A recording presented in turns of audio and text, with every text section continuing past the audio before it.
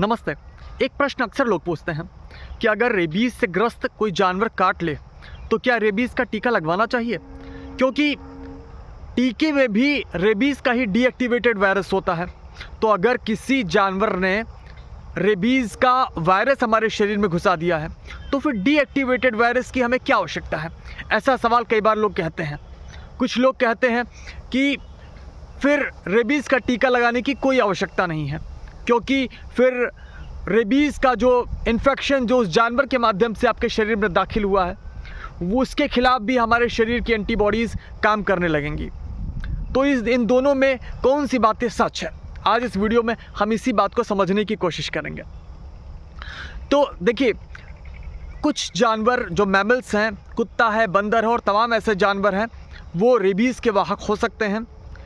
वो खुद रेबीज़ के होस्ट नहीं हैं, मतलब इन जानवरों के भीतर रेबीज़ उत्पन्न नहीं होता, पर इन जानवरों को भी कहीं से रेबीज़ प्राप्त हो सकता है। और अगर वो रेबीज़ से इन्फेक्टेड कोई जानवर हमको बाइट करे तो उसका इन्फेक्शन हमारे शरीर में आ सकता है।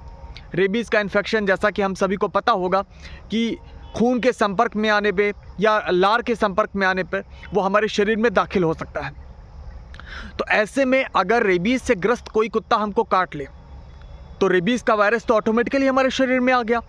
तो फिर हम एक डीएक्टिवेटेड वायरस उस वैक्सीन में लेने क्यों जाए, इस बात को पहले हम समझ लेते हैं। तो देखिए, जब कोई रेबीज़ से ग्रस्त अगर कोई जानवर हमको काटेगा, रेबीज़ का इन्फेक्शन हमारे शरीर में दाखिल होगा, तो हमारे शरीर में उसके दाखिल होने से हमारे दिमाग तक पहुंचने का जो समय है, जिसको हम बोलते हैं इस वायरस का इंक्यूबेशन पीरियड, वो तुरंत नहीं होता है, उसमें लंबा समय लगता है। इंसानों में वो कई बार 20 दिन से 90 दिन माना जाता है और कई बार वो 4, 5, 6 साल भी ले सकता है। बिल्कुल ऐसे कुत्तों में भी जो इंक्यूबेशन पीरियड है वो कुछ दिन से लेकर 1 साल तक हो सकता है। तो अगर किसी जानवर ने जो रेबीज़ से ग्रस्त है, अगर उसने आपको काटा, रेबीज़ का इन्फेक्शन आपके शरीर में दाखिल हुआ, तो आपके दिमाग तक उसको पहुंचने में काफ़ी समय लगेगा। तो जब तक वो आपके केंद्रीय तंत्र के बीच में रहता है वायरस, तब तक कई बार आपकी शरीर जो है उसकी एंटीबॉडीज़ को पता ही नहीं चलता है कि उसके शरीर में कुछ ऐसी हानिकारक चीज़ आ गई है। तो एंटीबॉडीज़ उसके खिलाफ जो है अपनी जो एक डिफेंस क्षमता है उसको उत्पन्न नहीं कर पाती हैं। तो ऐसे में फिर ज़रूरत पड़ती है कि वो डीएक्टिवेटेड वायरस जो वैक्सीन के थ्रू हमें दिया जाता है वो हम लें, क्योंकि वो स्पेशली ऐसा बनाया जाता है कि वो फिर रेबीज़ के वायरस को ख़त्म करने वाली एंटीबॉडीज़ हमारे शरीर में तुरंत जनरेट कर दें, ताकि इंक्यूबेशन पीरियड के बीच में ही हमारा शरीर उस वायरस को ख़त्म कर दे। तो इसलिए अगर हमको रेबीज़ से इन्फेक्टेड कोई जानवर हमको काट भी लिया है तो भी हमको रेबीज़ का टीका लगवाना चाहिए।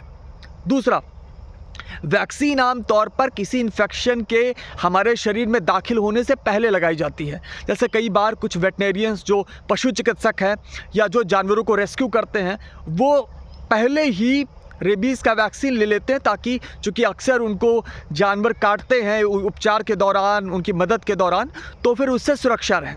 तो वो एक तो सही तरीका है, पर चूँकि रेबीज़ की वैक्सीन महंगी है, पूरे देशवासियों को पहले ही बिना काटे उपलब्ध कराना काफ़ी महंगा पड़ेगा, तो इसलिए वो सबके लिए इस तरह से उपलब्ध नहीं है।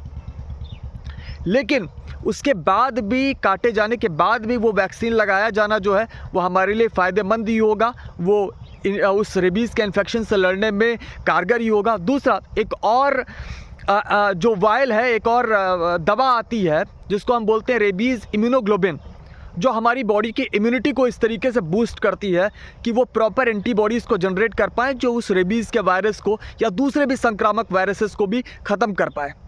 तो अगर कोई रेबीज़ से इन्फेक्टेड कुत्ता काटा है तो उसके बाद रेबीज़ की वैक्सीन के साथ साथ रेबीज़ का इम्यूनोग्लोबिन भी अगर हम लगवाते हैं तो वो अच्छा रहेगा।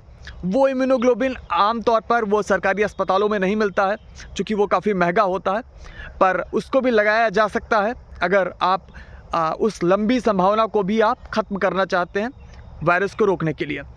तो इस तरीके से एक बात ये स्पष्ट हो जाती है कि रेबीज़ से इन्फेक्टेड जानवर के काटे जाने के बाद भी रेबीज़ का टीका लगाया जाना जो है वो आवश्यक है। अब इसमें एक और चीज़ होती है, कई बार जैसे कोई कुत्ता हमको काटा या कोई जानवर हमको काटा, पर वो एक सामान्य सा जानवर दिख रहा है, उसके अंदर रेबीज़ के लक्षण नहीं दिख रहे हैं, रेबीज़ होने पर लक्षण क्या होते हैं कि उसका जॉ लॉक हो जाता है, मुंह खुला का खुला रह जाता है, बंद नहीं होता है, उससे लगातार लार टपक रही होती है, उसको हाइड्रोफोबिया हो जाता है, वो पानी से डरने लगता है और शरीर में दर्द शुरू हो जाता है, वो इधर उधर भागने लगता है। ऐसी तमाम सिम्टम्स जो हैं वो रेबीज़ से इन्फेक्टेड जानवर में दिखाई देते हैं। लेकिन ये सिम्टम कब आते हैं? जब वायरस हमारे केंद्रीय तंत्रिका तंत्र से होता हुआ हमारे दिमाग में पहुंच जाता है, तब जाकर हमारे शरीर में लक्षण आते हैं।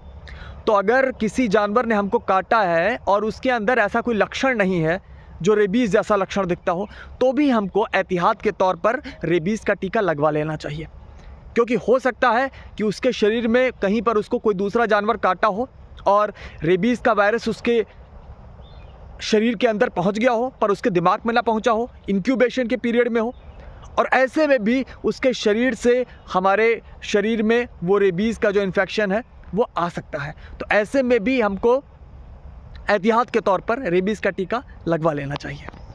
अब एक और ज़रूरी चीज़ कि क्या कुत्ते रेबीज़ फैलाते हैं? कुत्ते रेबीज़ नहीं फैलाते।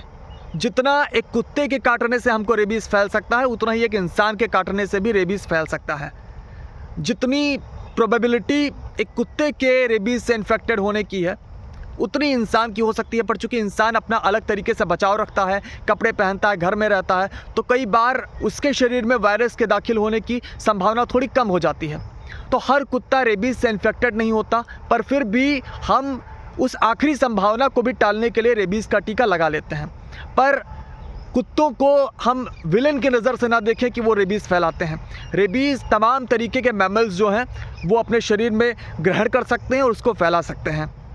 तो चूँकि आमतौर पर कुत्तों के साथ इनकाउंटर लोगों का हो जाता है, जब कुत्तों को लोग मारते हैं या फिर किसी तरीके की ऐसी संघर्ष की समस्याएं आती हैं, तो फिर उनके माध्यम से रेबीज़ के फैलने का खतरा बढ़ जाता है। पर कुत्ते इस मामले में विलन नहीं हैं, तो हमें उनका भी सम्मान करना चाहिए। हम उनको प्रॉपर कुत्तों के लिए भी एंटी रेबीज़ की वैक्सीन आती है जो बहुत मामूली दाम में मिल जाती है, हम अपने आसपास के कुत्तों को लगा के रखें तो कभी उनको रेबीज़ होगा नहीं, और जब उनको रेबीज़ होगा नहीं तो हमको भी नहीं होगा।